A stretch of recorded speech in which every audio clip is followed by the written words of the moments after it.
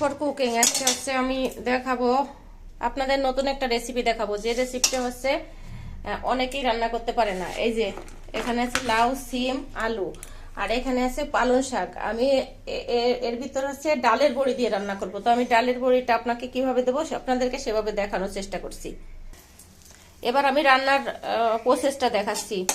দেখেন, এই যে তেল কিছুটা দিয়েছি, আর একটু দিলে ভালো হতো, তা দরকার নেই। এখানে ডালের বড়ি ভাজে রাখছি হালকা করে, এপিট ওপিট করে একটু লাল লাল হয়েছে।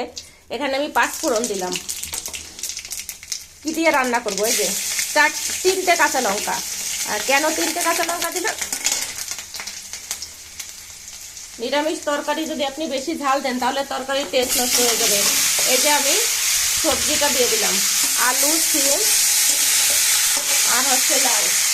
আলু, সিম, লাউ, এই তিনটারে ভালো করে দেখেন। আমি বেশ খানিকটাই তেল দিছি। আমি আগে বেগুন ভাজা রাখছিলাম, এই যে 4টা বেগুন ভাজা রান্না করছি।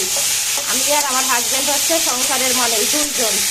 আর এই দেখেন মুসুরির ডাল, পাতলা ডাল, আমার চাটনি রান্না হয়ে গেছে, আমের চাটনি রান্না করছি। আর এই তরকারিটা এখন ভালো করে একটু নাড়ে চেড়ে সাপ্লাই নেই। তারপরে আমি কিছু সময় পরে পালং শাকটা এর সাথে অ্যাড করবো।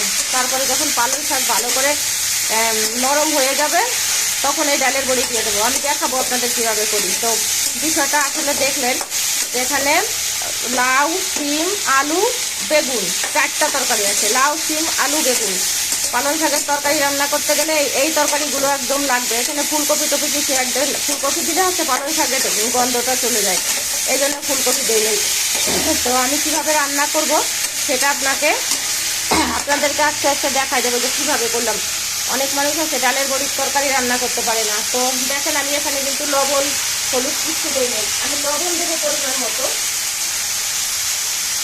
পরিমাণ মতো লবণ দেবো, কিন্তু হলুদ দেবো 1 চিমটি। কেন হলুদ 1 চিমটি দেবো? নিরামিষ তরকারিতে বেশি হলুদ যায় না। আর নিরামিষ তরকারি যদি আপনি বেশি হলুদ দিয়ে দেন তো একদম হলুদ রং হয়ে যায়, তাহলে তরকারি আপনার টেস্ট থাকবে না। আর এখানে কিন্তু আমি পেঁয়াজ রসুন কিচ্ছু ব্যবহার করলাম না, শুধু 5 ফোড়ন, তেলের উপর 5 ফোড়ন, তারপরে কাঁচা লঙ্কা 3টা, বেশি লঙ্কাও দেয় নেই। লঙ্কাটা আপনারা যে কোনো তরকারি রান্নার সময় ফোড়ন দিয়ে তারপর মরিচটা দিয়ে দেবেন, তাহলে দেখবেন কাঁচা মরিচের কাঁচা টেস্ট থাকবে না, একটু ভাজা ফ্লেভার আসবে, রান্নাটাও সুন্দর হবে। তো আমি ভালো করে এটাকে কষিয়ে নেই। কষানোর পরে আমি যখন পালং শাক দেবো আপনাদের আরেকবার দেখাবো।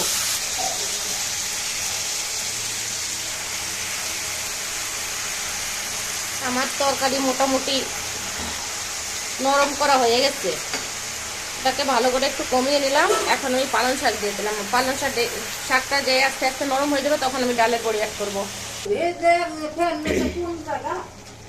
সেই তো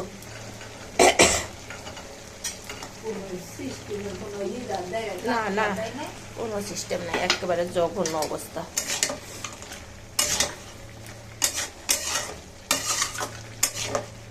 আমি এই তরকারির মধ্যে একটু জল দেবো না, এই যে যেটুকু পানি আছে এইটুকু দিয়ে রান্না করে ফেলবো। আমি এটা এখন চাপা দিয়ে রাখবো। আমি ডালের বড়ি দিয়ে দিচ্ছি। এই যে আমি এই তরকারির মধ্যে একটু মিষ্টি দেবো, একটু গোটা চিনি, 1 চিমটি চিনি দেবো। চিনি দেওয়ার কারণ কি, এই তরকারিটা হচ্ছে একটু মানে পালং শাক তো, যাতে একটু অ্যাসিড হয়ে যায়, একটু মিষ্টি দিলে স্বাদটা ভালো হবে, এই জন্য একটু মিষ্টি দেবো। দেওয়ার পরে আমি কিছু সময় পরে একটু গোটা কালো জিরে বাটা আর চালের গুঁড়ো, যদি আপনার কর্নফ্লাওয়ার থাকে দিতে পারেন, অথবা চালের গুঁড়োর মধ্যে কাঁচা দুধ দিলে ভালো লাগে। তো দুধ নাই, তো দুধ বাইরে দুধ আনা হয় নাই, কিনছে, কিন্তু এখনো বাসায় আসে নেই। তো যাক, এবার রান্নাটা ভালো করে শেষ অবধি দেখাই নিই।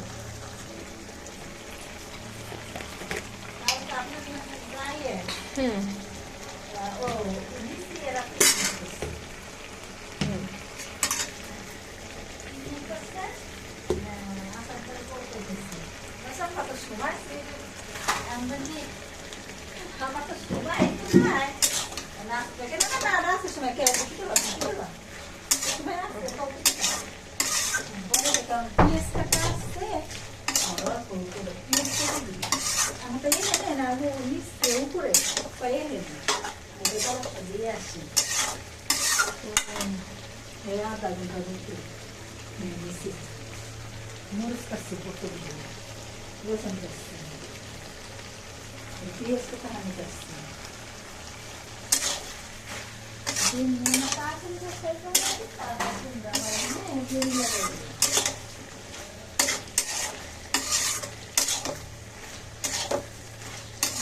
যে তরকারি নিরামিষ তরকারি রান্না দেখাতেছে আজকালকার আলুও সিদ্ধ হতেছে না, নতুন আলু হলে হবে কেউ না সিদ্ধ হয়েছে। আর একটু চাপে দিয়ে রেখে দেবো, নাহলে এটা রান্না ভালো হবে না। আমি এই যে রান্না শেষ করে ফেলাইছি নিরামিষ ডালের বড়ি দিয়ে আলু বেগুন সিম মূলো নেই তরকারি রান্না করে কমপ্লিট। বেগুন ভাজা ডাল চাটনি সাদা ভাত রান্না করছি আজকে। বাই বাই সবাইকে। আমার চ্যানেলটা সাবস্ক্রাইব করে দেন। ইউটিউব চ্যানেল আছে রিতানাক ডেইলি ব্লগ, আর আমার পেজ আছে মিথিলা বোস। বাই বাই সবাইকে, ধন্যবাদ। নিরামিষ ডালের বড়ির তরকারি আসলে কেউ দেখায় না, তবে আমি তরকারি রান্না শেষে যে চাপা দিয়ে কিছু সময় রেখে দেবো, না হলে কিন্তু হবে না।